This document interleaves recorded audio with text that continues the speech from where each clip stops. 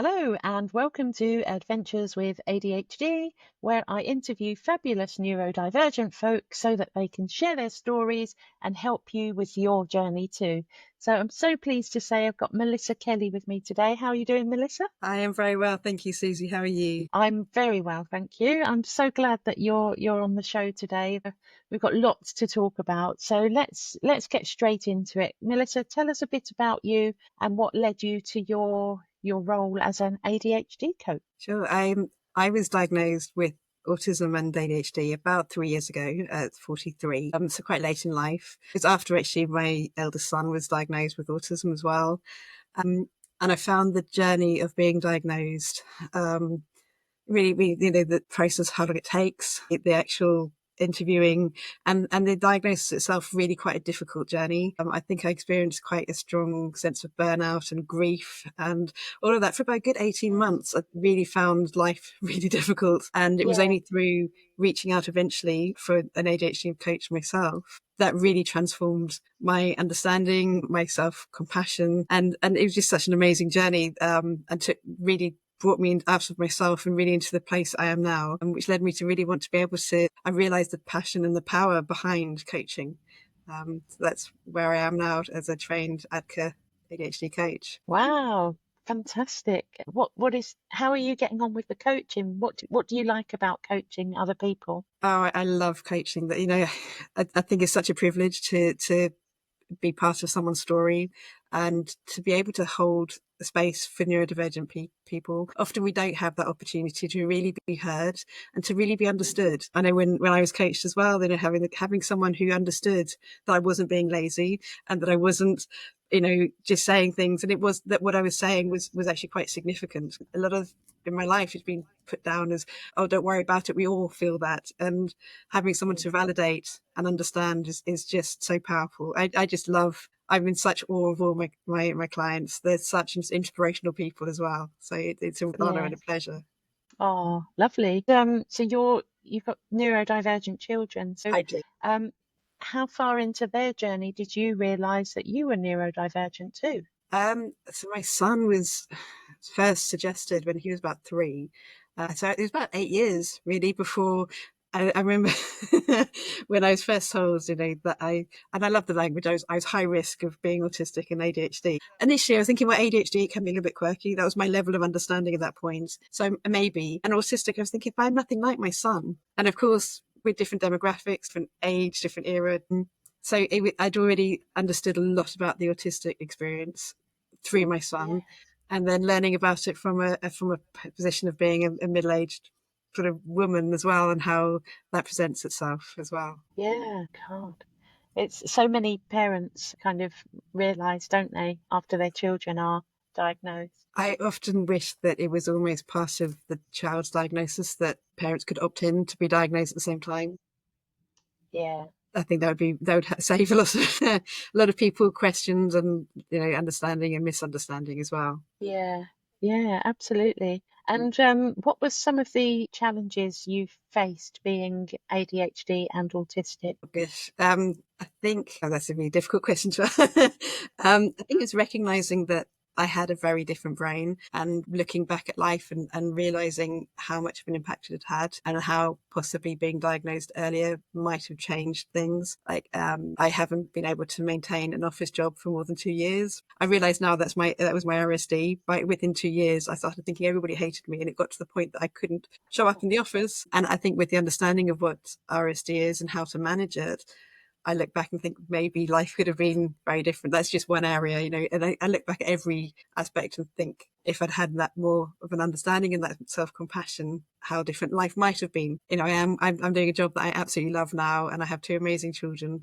So I really can't complain, really. No. And just for the listeners, RSD, rejection sensitivity dysphoria, is very common amongst us neurodivergent folk, and maybe for you too, if you're listening. And it's an extreme, painful reaction to criticism and rejection, which can impact work life, as you just said, Melissa, and home life and all relationships. So it's really important to know what's going on for you in order to help yourself, isn't it? Absolutely. I think it also it can lead to a lot of overwhelm and burnout, and that very negative thought of ourselves. You know, we base often with that people pleasing element of ADHD. We then base our worth on how much we feel that we've fitted in, and these they can be imagined rejections. It's not even real, but the way that we view things, we will interpret that as reality, but it really maybe isn't. Yeah, yeah. And would you say that RSD is a trauma response? Because it's not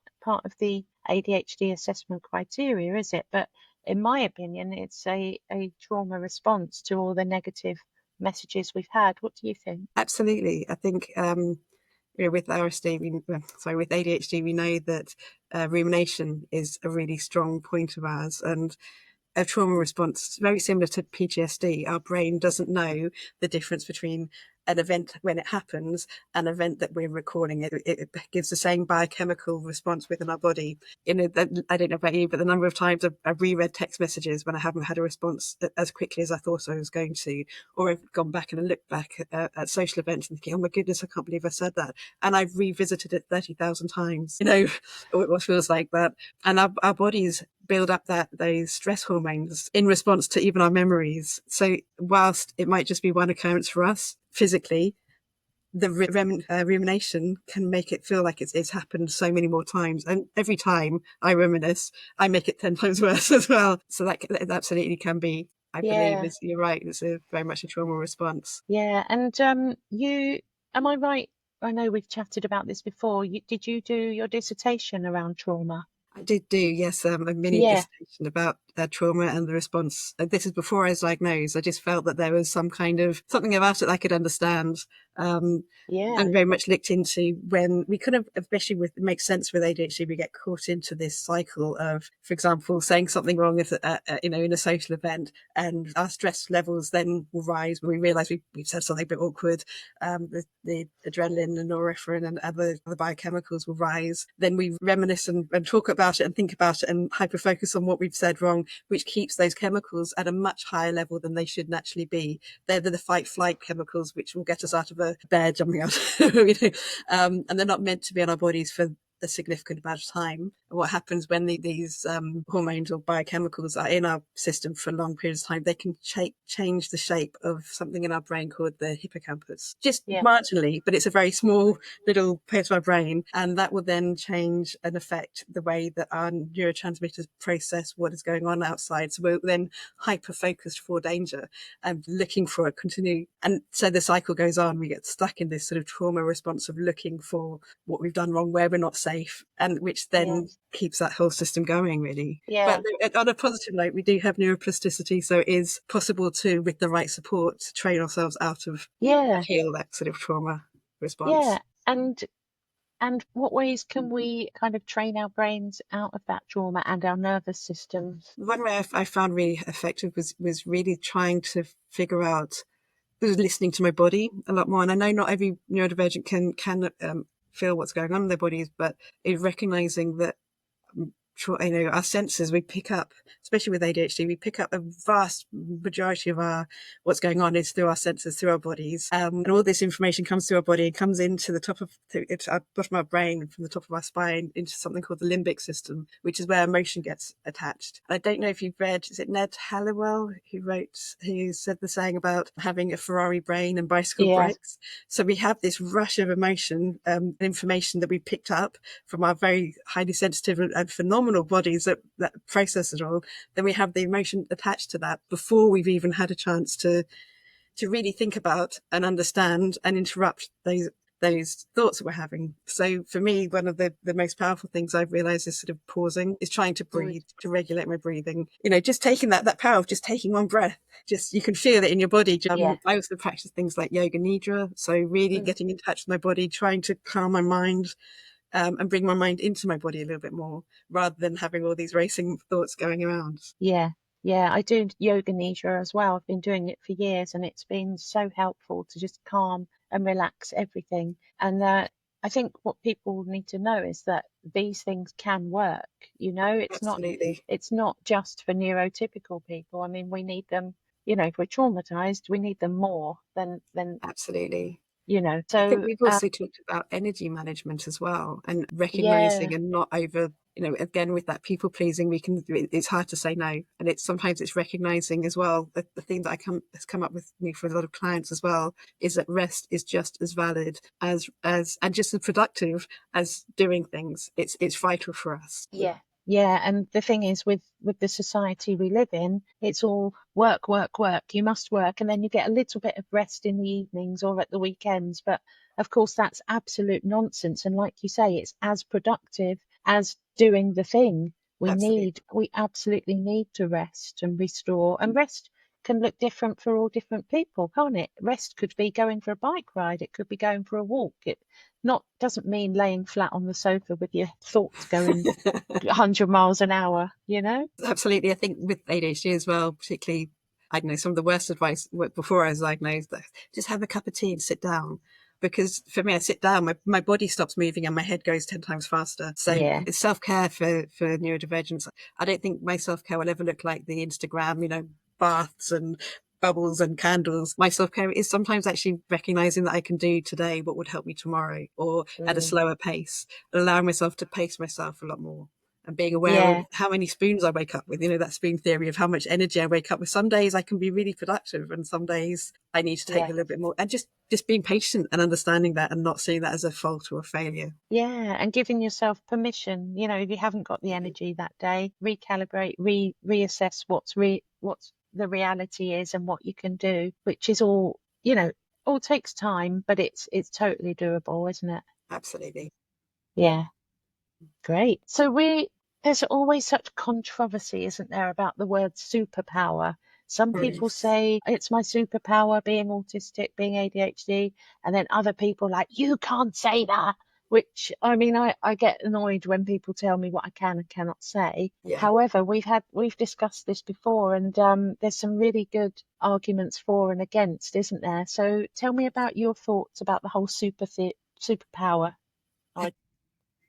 I think it's very well meant and very well intentioned. I think it's always worth trying to see where the speaker is coming from when they say that. It's certainly with my children when they were younger, it's like 3, 4. It was a very simple way of trying to build their esteem up and saying, I know you struggle with this, but you're actually, these are good points as well. I'm not quite sure, as the neurodivergent population is growing and we're seeing an increase in late diagnosed, especially women and binary folk, quite how relevant it is to us now. To me, it seems a little bit reminiscent of the young boys who are, where women didn't have ADHD, it was young boys who were diagnosed. Because it was very useful for me with my children. It's not personally one that I relate to. I find it personally, it can seem sometimes a little bit dismissive. It really seems to minimize the daily reality of living with ADHD or autism. It's, oh, but it's your superpower. You're good at it, and I found the things that I've been told are my superpowers are often the traits that also lead to burnout, to overwhelm, that have led me to be excluded from social events because they're super with every strength. And we have some remarkable strengths, but I think a lot of people forget that we just have a different skill set. It's not that these strengths are phenomenally amazing. Some of them are. So you get neurotypical people with amazing strengths. With us, it comes, for example, hyperfocus can be a phenomenal strength. But then when I've been hyperfocused, I've forgotten to eat. I've forgotten to clean my teeth. I don't sleep at night because I can't finish it until it's done. And I'm at 4 a.m. in the morning. So these strengths can be strengths. But I hesitate to say that they're superpowers because of the things that come with them. And you can risk silencing people by saying, I know times in my life where when I'm freshly diagnosed and I was in quite a deep sense of overwhelm and burnout, and I was really struggling to advocate for my son. And, people were well-meaningly saying, oh, you're so empathic and you're so good at advocating. It's your superpower. But what that did, it silenced me. It then I felt I couldn't reach out to help, to get help. Yes. At that point, I wasn't even processing enough to realize that my executive function was shutting down in every single other area. What they saw was a mother advocating for her child. What they didn't see was a neurotypical woman on her knees at the end of the evening, not being able to function because all of her energy had gone into that. But by calling it a superpower, I felt it almost was, I don't know whether they want to say enabling or disabling. It just Yeah. made it very isolating. Yeah, like pressure and expectation amplified and and Yeah. no recognition. And, there was never a sort of sense of, gosh, you're putting a lot into this. How are you doing in other areas? Because a Yeah. lot of our super Wow. strengths cost us. They come at a cost. It's not Yeah. something we're Yeah. gifted with and we're amazing at. It comes at a cost of other things that are going on in our lives. Yeah. Yeah, absolutely. It's quite simplistic, isn't it? It's far more complex than ADHD is a superpower. There's, like you've just explained, it's so complex. It is. There's a lot of beautiful traits within ADHD and autism and ADHD. There are so many things to celebrate. I don't want to detract from that, but there is a reality that doesn't seem to be acknowledged by that term of superpower. It's Yeah. not a super, it doesn't feel like a superpower. No, no, I know it's a funny one. The more I talk about it, the more I think, actually, yeah, I can see why people get upset about it because it's not simple. I guess I don't feel upset. I don't get upset by it, but I do. No. It is something that makes me grip. It's a little bit like when you hear a neurotypical person saying, "But we're all a little bit autistic, or we're all a little bit on the spectrum." Mm, For me, and when someone says, "Oh, it's a superpower," mm. they're missing out on a large part of what goes on in the amazing neurodivergent brains. Yes, absolutely. And what is your response when people say, "Oh, we're all a bit on the spectrum, aren't we?" I've had to dial down my more autistic direct responses. I now try and kill it with kindness, and I try Mm, and show empathy and say, "Oh, really? Yeah, no, sometimes I also give the response of, we're all a little bit human, so we do have similar experiences. We all forget when we've walked into a room occasionally, or we all might lose our keys. But on average, I probably spend about an hour a day looking for my keys or my phone, or mm. that elusive thing I had in my phone hand 2 seconds ago, which is never anywhere to be seen. Yeah, It's the degree to which those traits impact our lives, I think, which yeah, is the biggest difference. yeah, yeah, absolutely. So, superpowers, challenging advice. So, what advice would you give to somebody who's listening to this thinking, actually, do you know what? I think I am autistic or ADHD or both. Um, and now I feel a bit lost. What advice would you give them? Oh, there's so much, isn't there? It's difficult to really narrow it down. I think the first thing I would say is be kind to yourself and Mm, validate yourself. Everything that you feel is real. And just because certain people might not understand it and might say, "Oh, but we all do that," doesn't diminish what you're experiencing. And I think the second thing which really helped me was being in contact with other neurodivergent folk, whether that was a coach or, I think one of the first events I came to was your ADHD event, the second one, and being amongst an audience of, the things we were laughing at was like, everyone relates to this. It's not just me who does that. It was just so yeah, affirming and sort of a really comfortable environment to be in, whether it's online or in person. I would really strongly recommend sort of trying to immerse yourself and talk to where you feel safe, talk to other people on the spectrum. yeah, yeah. Amazing. That's a really good starting point. And connecting with others, absolutely, because yeah, it's powerful, isn't it? It's Powerful. that whole united we stand. It's kind of, if we've been in an environment where which when we're late diagnosed, we often have been, where we don't feel like we fit in and we don't feel like we quite are understood, to then suddenly talk to someone who's like, yeah, I get it, and I do that too. It just, Mm, that weight just goes. It's like, oh, I'm not alone in this. yeah, yeah, absolutely. Thank you so much for sharing your story and lots of great tips and advice. Oh, If thank you for having people me. are, oh, you're welcome. If people are looking for a coach and they want to speak to you about potential coaching, how can they find you? So I have a website. I don't know if you can put the link down for I'll me. put it in the show notes. That would be great. I always recommend as well, just as another tip, it's always good to have a free discovery call with someone, which doesn't offer any, you're not obligated, but it's great to get a match and to see how your energy and your approach to life works, and whether the coach is someone that you feel you can work with. Yeah, That's my preferred method anyway, is to just book yeah, in a discovery call and go from there. yeah. And what's your website called? Is it It's Pause and Thrive ADHD coaching.com. lovely? And I'll put the link in the notes so you can Fantastic. get in touch with Melissa for a call and see if you're a good match. And brilliant. Thanks so much, Melissa. Well, thank you so much, Susie.